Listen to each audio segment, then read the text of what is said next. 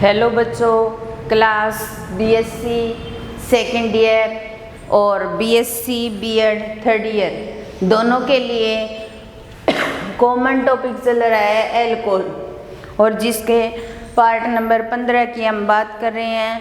और हमारा जो टॉपिक चल रहा है वो है डाईहाइड्रिक एल्कोहलों की रासायनिक अभिक्रिया, जिसकी हमने 3 रिएक्शन पर बात कर ली थी। और चौथी रिएक्शन आती है अम्लों के साथ अभिक्रिया, और जिसके अंदर फर्स्ट जो अम्ल है वो है एसिटिक अम्ल। एसिटिक अम्ल के साथ अभिक्रिया। तो डाईहाइड्रिक एल्कोहल के अंदर हम ग्लाइकोल ले रहे हैं और ग्लाइकोल के एसिटिक एसिड के साथ अभिक्रिया करवानी है। तो CH2OH और CH2OH,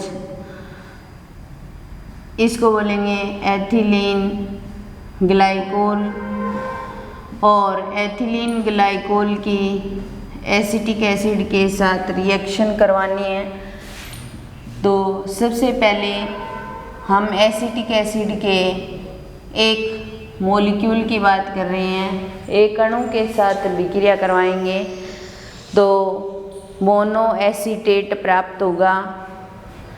तो यहाँ से OH और ये H H2O के रूप में बाहर निकल जाएगा, और यहाँ पर CH2O CO CH3 और CH2OH ये प्राप्त हो जाएगा, जिसको बोलेंगे ग्लाइकोल मोनोएसीटेट। क्या बोलेंगे? ग्लाइकोल मोनोएसीटेट।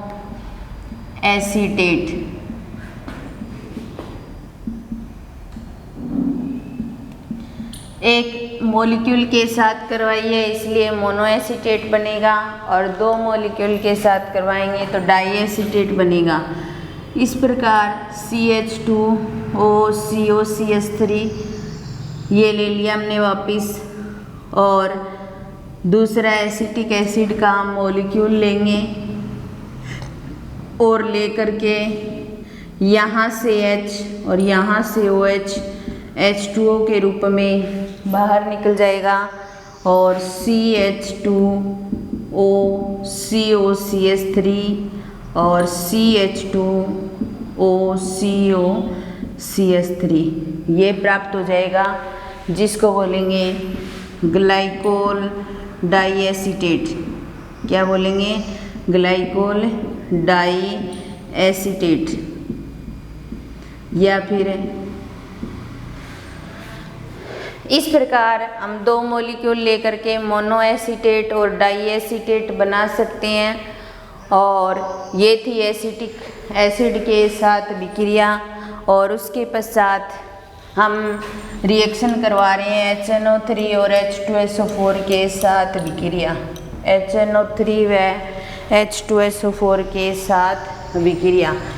तो सबसे पहले HNO3 के साथ रिएक्शन करवाएंगे, HNO3 के साथ अभिक्रिया किसकी? ग्लाइकोल की। CH2OH और CH2OH और HNO3 को हम इस प्रकार लिख सकते हैं, इसको ऐसे भी लिखा जा सकता है OH और NO2। तो इसको कंबाइन करेंगे तो HNO3 हो जाएगा। तो OH NO2 और OH NO2 2 मॉलिक्यूल लेंगे हम। यहाँ से OH और ये H H2O के रूप में बाहर निकल जाएगा, और यहाँ बचेगा CH2O, फिर उसके पश्चात NO2 और CH2O NO2 ये बन जाएगा, और इसको बोलेंगे एथिलीन डाइनाइट्रेट। Ethylene dinitrate. तो यहाँ पर एथिलीन ग्लाइकोल से एथिलीन डाई नाइट्रेट का निर्माण हो गया। एथिलीन डाई नाइट्रेट का निर्माण हो गया। अब हम क्या करवाएंगे, H2SO4 के साथ विक्रिया, H2SO4 के साथ विक्रिया करवाएंगे। तो H2SO4 के साथ अभिक्रिया करवाने पर CH2OH और CH2OH ये ले लेंगे और इसके साथ हम H2SO4 की रिएक्शन करवाएंगे। तो H2SO4 को हम ऐसे लिख सकते हैं, यहाँ पर OH और ये SO3 बच जाएगा, एक हाइड्रोजन बचेगा तो हम क्या लिख देंगे, SO3H। तो यहाँ पर OH SO3H और OH SO3H ये बन जाएगा। यहाँ से H और OH H2O के रूप में बाहर निकल जाएंगे। यहाँ भी 2H2O बाहर निकले और यहाँ भी 2H2O बाहर निकल जाएंगे और CH2O और इसके साथ SO3H जुड़ जाएगा और CH2O और इसके साथ SO3H, तो एथिलीन डाई सल्फेट बन जाएगा।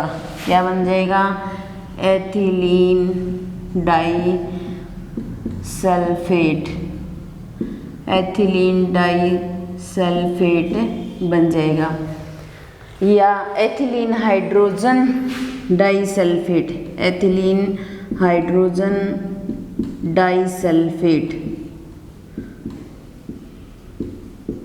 तो H2SO4 के साथ रिएक्शन करा करके एथिलीन डाई सल्फेट का निर्माण कर दिया।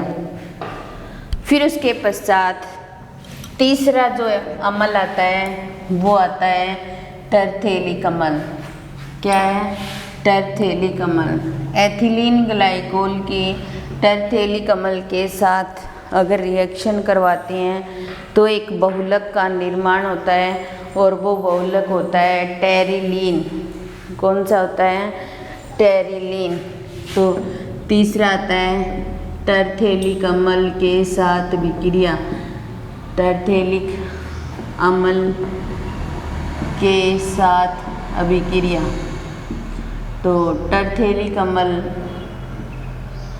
के अंदर क्या होता है, बेंजीनिन के साइड में दोनों साइड कार्बोक्सिलिक समूह प्रेजेंट होते हैं, इसलिए वो दोनों साइड से एथिलीन ग्लाइकोल से रिएक्शन कर सकता है और एक बहुलक का निर्माण करता है और उस बहुलक का नाम है टेरिलीन।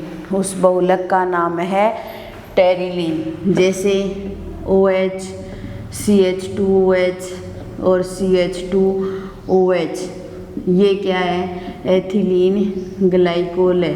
क्या है, एथिलीन ग्लाइकोल। और प्लस में यहाँ पर कार्बोक्सिलिक समूह, फिर बेंजीन रिंग और बेंजीन के साथ फिर कार्बोक्सिलिक समूह और इसको बोला जाता है टरथेलिक अम्ल। क्या बोला जाता है, टरथेलिक अम्ल। और इस टरथेलिक अम्ल के इस साइड फिर एथिलीन ग्लाइकोल का मॉलिक्यूल ले सकते हैं हम, क्योंकि ये दोनों साइड से कार्बोक्सिलिक समूह होने पर रिएक्शन कर सकता है। तो यहाँ पर भी क्या है, एथिलीन ग्लाइकोल। क्या है, एथिलीन ग्लाइकोल। इस प्रकार एथिलीन ग्लाइकोल और टरथेलिक अम्ल आपस में रिएक्शन करते हैं और यहाँ से H और OH ये बाहर निकल जाएगा, यहाँ से H और OH बाहर निकल जाएगा, यहाँ से H और यहाँ से H बाहर निकलेगा। तो इस प्रकार O और CH2CH 2O और फिर OC और ये बेंजीन रिंग और उसके साथ COO CH2 और CH2 और O ये बनेगा। अगर हम यहाँ पर N एकलक इकाई इसकी, N एकलक इकाई इसकी और N एकलक इकाई इसकी लें तो यहाँ से NH2O के अणु बाहर निकल जाएंगे और ये ब्रैकेट लगा करके इसके पीछे क्या लिख देंगे, N लिख देंगे और इसका नाम क्या हो जाएगा, टेरिलीन। और या फिर इसको एक अन्य नाम दे सकते हैं, डेक्रोन। क्या बोल सकते हैं, डेक्रोन। टेरी का मतलब टरथेलिक अम्ल, लीन का मतलब एथिलीन ग्लाइकोल।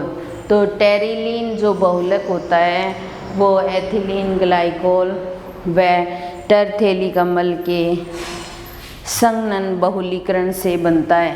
क्या बनता है, संघनन बहुलीकरण से बनता है। इस प्रकार अम्लों के साथ अभिक्रिया हमारी कंप्लीट हो गई और उसके बाद में आता है ऑक्सीकरण।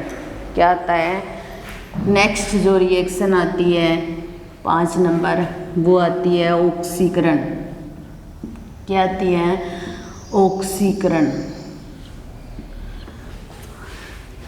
यहाँ पर हम एथिलीन ग्लाइकोल का ऑक्सीकरण करवाएंगे। फर्स्ट नंबर रिएक्शन है तन्नु HNO3 के साथ ऑक्सीकरण करवाएंगे और किसके साथ, तन्नु HNO3 के साथ। बार बार ऑक्सीकरण करवाएंगे तो बहुत सारे उत्पाद प्राप्त होंगे। इस कंपाउंड का ऑक्सीकरण होगा तो एल्कोहलिक समूह से ये एल्डिहाइड समूह में चेंज हो जाएगा। ठीक है, अब इसका एक बार फिर ऑक्सीकरण कराएंगे तो ये एल्डिहाइड समूह कार्बोक्सिलिक समूह में चेंज हो जाएगा और CH2OH। तो मुख्य रूप से जो उत्पाद बनेगा वो बनेगा ग्लाइकोलिक एसिड। क्या हो जाएगा, ग्लाइकोलिक एसिड बन जाएगा। ठीक है, फिर उसके पश्चात इसका फिर ऑक्सीकरण करवाएंगे। सेकंड नंबर कार्बन का ऑक्सीकरण होगा CHO और CHO, इसको बोलेंगे ग्लाइओक्सेल। क्या बोलेंगे, ग्लाइओक्सेल, ये बन जाएगा। फिर उसके पश्चात हम इसका फिर ऑक्सीकरण करवाएंगे और ऑक्सीकरण करवाने पर ये कार्बोक्सिलिक समूह में चेंज हो जाएगा और ये CHO रहेगा, इसको बोलेंगे ग्लाइओक्जेलिक अम्ल। क्या बोलेंगे, ग्लाइओक्जेलिक अम्ल। इसका भी ऑक्सीकरण करवाते हैं तो इससे यही बनता है, ग्लाइकोलिक एसिड से ग्लाइओक्जेलिक अम्ल। फिर इसका फिर आगे ऑक्सीकरण करवाएंगे तो इसका ऑक्सीकरण होगा तो COOH और COOH ये बन जाएगा और इसको बोलेंगे ऑक्जेलिक एसिड। क्या बोलेंगे, ऑक्जेलिक एसिड। तो इस प्रकार यहाँ पर क्या था, हमारे पास ग्लाइकोल था। क्या था, ग्लाइकोल। ग्लाइकोल का ऑक्सीकरण करवाया तन्नु HNO3 की उपस्थिति में तो ये CHO ग्रुप में चेंज हो गया और CH2OH। फिर इसका ऑक्सीकरण करवाया तो क्या बन गया, ग्लाइओक्जेल। और इसका ऑक्सीकरण करवाया तो ये ग्लाइकोलिक एसिड में चेंज हो गया और इसका ऑक्सीकरण करवाया तो ये CHO ग्रुप में चेंज हो गया और इसको बोलेंगे ग्लाइओक्जेलिक एसिड। और आगे ऑक्सीकरण करवाएंगे तो क्या बनेगा, ऑक्जेलिक एसिड। इस प्रकार तन्नु HNO3 के साथ अगर ग्लाइकोल का ऑक्सीकरण करवाते हैं तो ऑक्सीकरण करवाने से कई सारे उत्पाद प्राप्त होते हैं, जैसे ग्लाइकोलिक एसिड, ग्लाइओक्सेल, ग्लाइओक्जेलिक एसिड और ऑक्जेलिक एसिड। तो कई सारे कंपाउंड प्राप्त होते हैं अगर ऑक्सीकरण करवाते हैं तो ये फर्स्ट नंबर ऑक्सीकरण था तन्नु HNO3 के साथ और उसके बाद में आता है ऑक्सीकरण विदलन। सेकंड नंबर आता है ऑक्सीकरण विदलन। विदलन का मतलब होता है टूटना। इसके अंदर क्या होता है, कार्बन कार्बन के बीच का बंध टूट जाता है। कार्बन कार्बन के बीच का बंध टूट जाता है। जैसे हमारे पास ग्लाइकोल, और इस ग्लाइकोल का ऑक्सीकरण विदलन करवाएंगे और यहाँ पर K2Cr2O7 लेड एसीटेट और HiO फोराइडिक एसिड और H2O, इनकी उपस्थिति में जब ऑक्सीकरण विदलन करवाया जाता है तो कार्बन कार्बन के बीच का बंध टूट जाता है और क्या बनता है, फॉर्मल्डिहाइड। क्या बनता है, फॉर्मल्डिहाइड।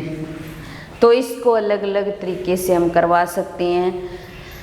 लेड एसीटेट लेकर के करवा सकते हैं इस रिएक्शन को, और HiO4 लेकर के करवा सकते हैं, जिससे कार्बन कार्बन के बीच का बंध टूटता है। तो सबसे पहले हम लेड एसीटेट के साथ रिएक्शन करवाएंगे इसकी। किसके साथ, लेड एसीटेट के साथ। तो लेड एसीटेट CH3COO4Pb है, इसके साथ रिएक्शन करवाएंगे। तो यहाँ पर CHOH ले लिया हमने और CH2OH, और लेड एसीटेट के साथ रिएक्शन अगर करवाएं तो इस तरीके से होती है रिएक्शन।